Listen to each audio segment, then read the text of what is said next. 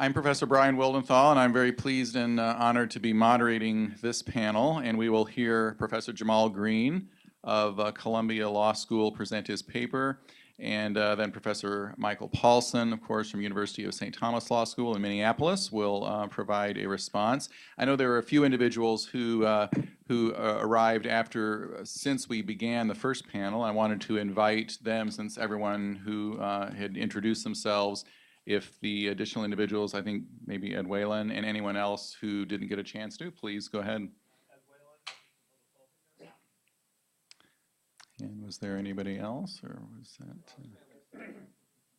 Stanley? Who are you, Stanley? Or you're not? Okay. So without further ado, I will hand it over to Professor Green to begin. Thank you. So I'll just talk for a few minutes. I gather that most of you read the paper, every one of you. This paper was written in conjunction, the original was written in conjunction with a symposium, actually, a couple of months ago, celebrating Jack Balkin's, one of Jack Balkin's recent books, Constitutional Redemption. But with all due respect to Jack, this is actually a much better audience for the paper because it's in many ways about a lot of views. It's a sort of external argument about originalists and about the practice of originalism, not internal to originalism itself.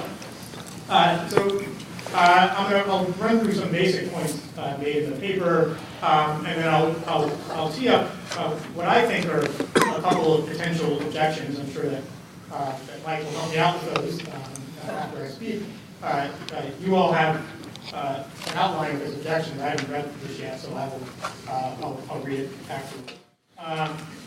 The basic claim of the paper is, the basic premise of the paper, I should say, is that originalists do not engage with the 14th Amendment as much as one would expect on at least many extant theories of originalism. The paper highlights really three areas in which I think that's true, and then talks about a couple of areas in which that's not true. The most significant area, the one that I spend the most time on, is on incorporated rights. And I spend the most time on incorporated rights because I think it's the most, at least to me, the most conspicuous objection, the one that's, conspicuous exception, I should say, and the one that's perhaps most difficult for me to reconcile with theories of originalism. And I think it's quite important if one accepts the view that I take in the paper. It's not a technical problem; it's a serious problem. So the most significant. So when we talk about incorporated rights, right? There's a vigorous debate among originalists, among non-originalists, and others about whether incorporation is justified or is supported by the original understanding of the 14th Amendment, various aspects of the 14th Amendment. Lots of originalists focus on privileges or immunities. There's not much debate, with some limited exceptions. Kurt Lash is an important exception. Akhil Amar is another important exception. There's not much debate about the scope and substance of particular incorporated rights. So if the relevant text for originalist is the Privileges or Immunities Clause, then understanding, for example, how the First Amendment applies to the state should be, or free speech principles, I should say, apply to the state, should be an exercise in understanding the meaning of privileges or immunities as of 1868, not at a minimum, not as of 1791, or not free speech principles as of 1791. You need another theory or some an addendum of some kind to the theory to figure out exactly why the period 1791 is relevant to incorporated rights. And I'm not sure that I've quite seen that articulated in very many originalist writings. The other two omissions that I talk about, one is basically affirmative action, racial preferences. There is some work, of course, some originalist work on affirmative action, but not nearly proportional to the magnitude of the issue in terms of, at least in political terms.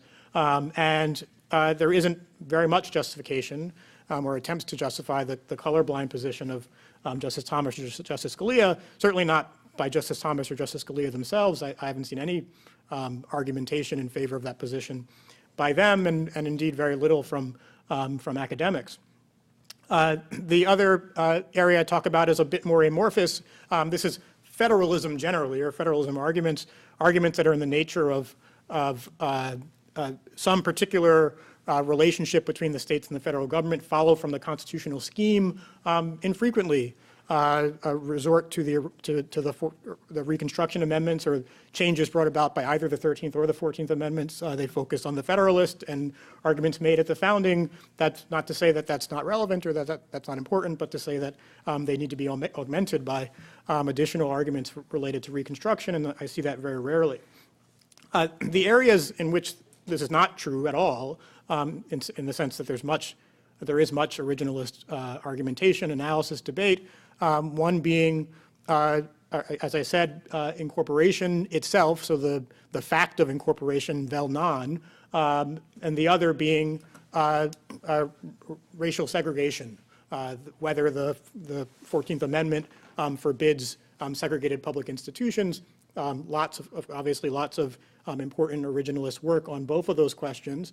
But as I note in the paper, there is an explanation for that. Even if you accept the rest of the paper, there's an explanation of that in the nature of self-preservation, which is to say that if you don't engage in those issues, then you become irrelevant, because you need to make an originalist case for incorporation and for the illegality of segregation if you're going to be sort of relevant to modern public debate.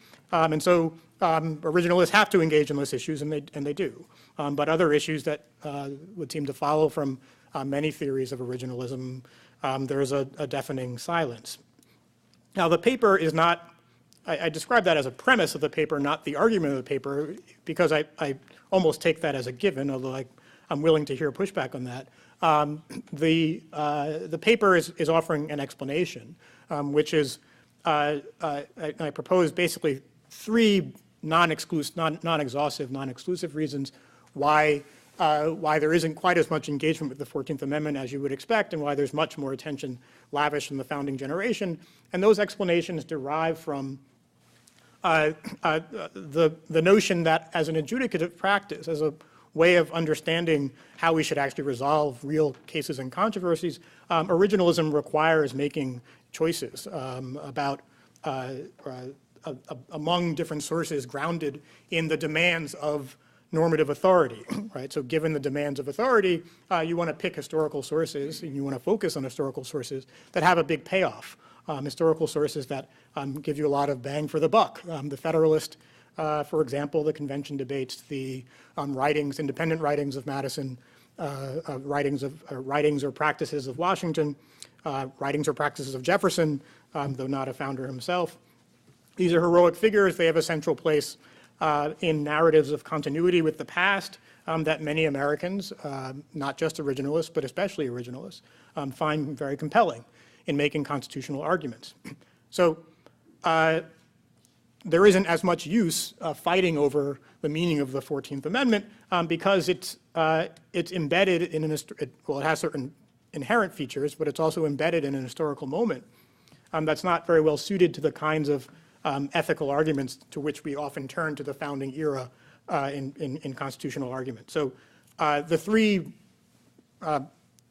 reasons that I focus on in the paper, one, the fact that the 14th Amendment in particular and Reconstruction more generally were a failure, at least for the most part, in their time. The 14th Amendment was not a doing in the same way that the Constitution was a doing, in the sense that it constructed a nation. The 14th Amendment announced a bunch of principles and then didn't live up to them for a very long time. And so when we make arguments from authority, or the authority of the 14th Amendment, it may be grounded in the principles that it announces, the majestic principles that it announces, but we can't, we're sort of disabled in making arguments that the 14th Amendment is in some way connected to a set of values that we should return to in some way, that we've abandoned in some way, because the 14th Amendment generation did not realize those principles in their time. And related to that, right, people like John Bingham, people like Jacob Howard are not heroes and that's connected both to their, I think, maybe less so than some of the other reasons, both to their failure to succeed at their project, and also, as I'll discuss, to their place within sort of American memory.